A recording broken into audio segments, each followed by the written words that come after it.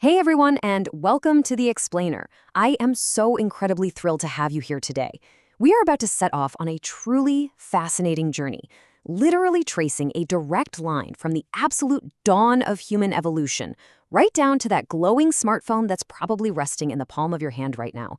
We're going to unpack the biological and psychological software that runs our daily lives. All right, let's dive right into this with a massive paradox, right?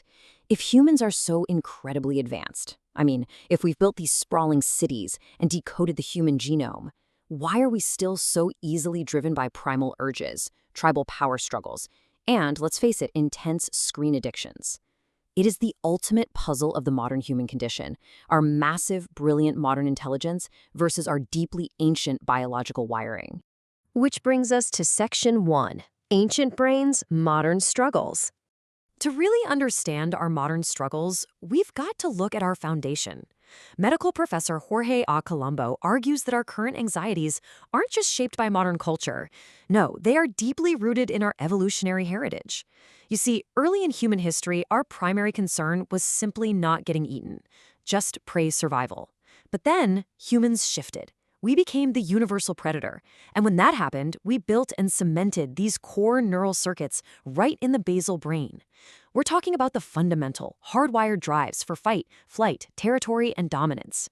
Over time, as our brains grew, we basically added what Professor Colombo calls a neurobiological scaffolding, right on top of those primitive networks. And this brings us to a really foundational quote from Professor Colombo. He states, "Ancient animal survival drives persist in humans, masked under various behavioral paradigms." Essentially, what he's saying is that our incredible human traits, our creativity, our artistic expression, our advanced tool-making, they act as a scaffolding, but they absolutely do not erase those ancient drives. They merely camouflage them. So our modern pursuit of wealth or political dominance, it's often just our ancient territorial and survival instincts wearing a modern suit. Let's move on to Section 2, the roots of attachment. Okay, so let's pivot from the macro level of human evolution all the way down to the micro level of individual human development. If we are biologically hardwired for survival in a super dangerous world, how do we ever learn to feel safe? Well, the answer lies in attachment theory, which was first developed by British psychologist John Bowlby. Bowlby found that infants are born with an innate, instinctual drive to form emotional connections. When a baby is stressed, frightened, or feeling unwell, their attachment system acts kind of like a biological alarm. It drives them to seek out a primary caregiver. They are looking for a secure base to protect them, and this is crucial. This isn't a learned behavior. It is a raw, instinctual survival mechanism. What's truly fascinating is how those early interactions completely program our future. Psychologist Mary Ainsworth expanded on Bowlby's work to identify 4 specific attachment styles, all based on how consistently a caregiver responds to a child's needs. A secure attachment forms when a child can consistently rely on their caregiver. It's safe, but ambivalent or avoidant styles develop when care is inconsistent, rejecting, or overly intrusive. And then a disorganized attachment often stems from severe neglect or fear. These early interactions effectively program our internal working models. They dictate exactly how we expect the world to treat us and how we handle stress for the literal rest of our lives. And this isn't just abstract psychological theory. It has massive, highly quantifiable impacts on our society. According to economic data examining the UK care system, the difference in public sector costs between a child with an unstable, disruptive care journey versus a stable, secure one is a staggering £32,755 per year. To put that into perspective, when we fail to foster secure attachments early on, the emotional and behavioral fallout requires just immense resources to address later in life. Now let's explore Section 3, validation and social comparison. So what exactly happens when that childhood need for a secure base turns into an adult search for validation among our peers? Well, we enter this fierce battle between internal and external validation. Internal validation is our ability to meet our own emotional needs and genuinely accept ourselves. External validation, on the flip side, is expecting others to make us feel worthy. While it's completely normal to want support from friends and family, relying entirely on external validation can be incredibly dangerous. It can lead to what psychologists call emotional aggression. That's where we might project blame or use guilt trips to literally force others into validating us against their will, simply because we haven't learned how to validate ourselves. This heavy reliance on the external world leads us right into the trap of social comparison. Back in 1954, psychologist Leon Festinger developed social comparison theory. He noted that we constantly evaluate our own social and personal worth based on how we stack up against everyone else. Theodore Roosevelt actually summarized the sheer danger of this beautifully. He famously said, "Comparison is the thief of joy." Constantly evaluating our self-worth against the world around us is a really heavy and often deeply painful burden to carry.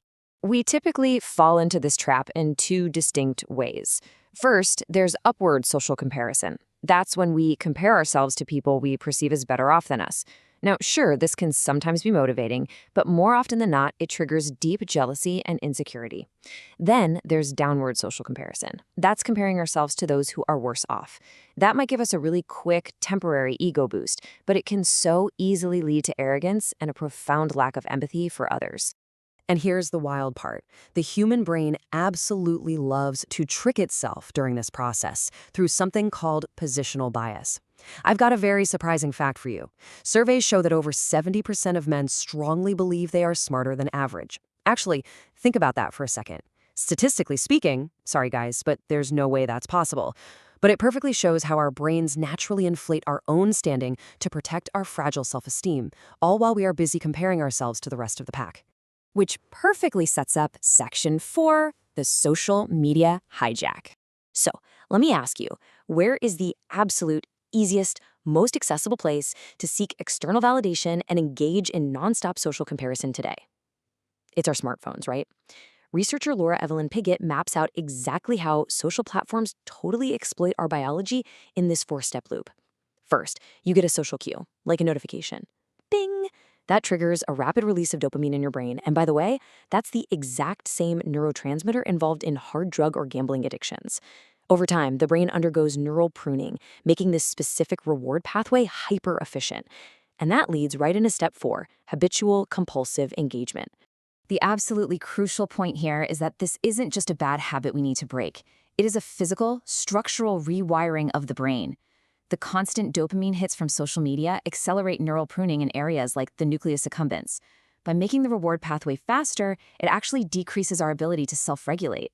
For young users especially, when they don't get the external validation they are desperately seeking online, this newly rewired brain architecture leads directly to heightened impulsivity, anxiety, and depression. It's a real game changer, and not in a good way. Finally, let's look at Section 5, rewiring our human nature. Okay, so let's recap. We have ancient dominance drives, childhood programming seeking secure attachment, and a digital world actively manipulating our dopamine. How on earth do we overcome this whole shebang? Well, to combat our ancient primal drive for dominance, Professor Colombo argues we desperately need conscious intervention. We do this through education and the active promotion of universal, equitable values. We literally have to intellectually override our survival instincts. And to combat our toxic need for external validation, psychological research points to the absolute necessity of fostering earned, secure attachments. That means actively building consistent, trusting relationships today, even if we didn't have them in early childhood. On an individual level, it all comes down to mastering internal validation. What is that?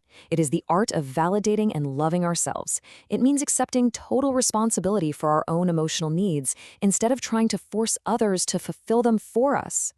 Remember, self-love is not selfish and it's not egotistical. It is the ultimate, necessary defense against the cycle of emotional aggression, the despair of constant social comparison, and the powerful algorithmic pull of digital addiction. Which brings us to our final provocative thought of the day. Can we rise above our programming?